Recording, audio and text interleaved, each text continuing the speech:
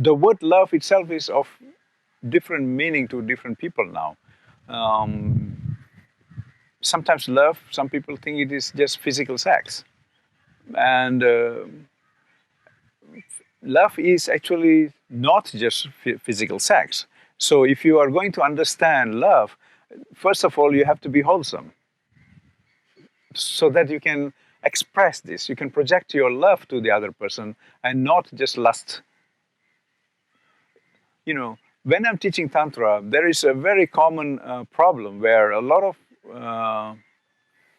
modern people, they don't understand love more than carnality. Carnality is just like appreciating the body. So their culture of body relationship, subject-object relationship has been so impressed, so imprinted in their unconscious that they are not able to actually allow a person into their life. It's very drastic. It's very frightening sometimes for me. Like we are so limited into carnal sexuality. So how to get a wholesome idea of sexuality? That will become love. You have to accept, for number one, man has to accept a woman as a total being, not as just body. You know, and if you can accept a wholesome being, a wholesome person, then there is a chance that there is love. But then to the Tantrics, this love is actually from divine, from Shiva and Shakti. And if it is Shiva, Shakti, or Krishna and Radha, or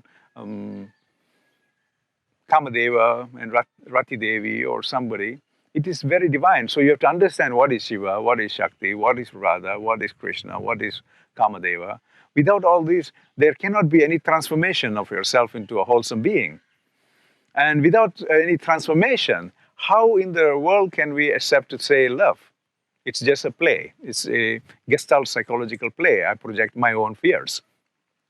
So in the Tantras, we actually go through teaching a human being to get rid of fears. In the Buddhist Tantras, they call this the Chod practice. Chod, C-H-O-D. And so they slowly get rid of all your subjective identifications and fears.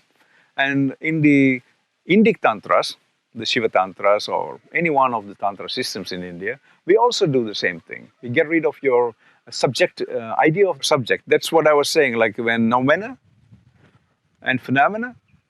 So even noumena is a limiting idea that you are going to be born from this time to this time you're going to go. And this creates fear of death.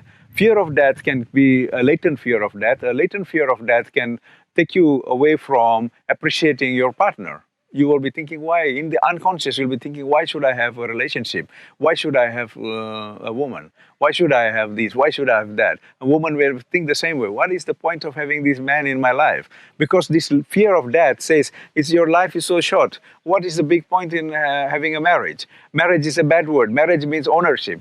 Marriage is not ownership. Marriage is the only way to go to nirvana in these systems.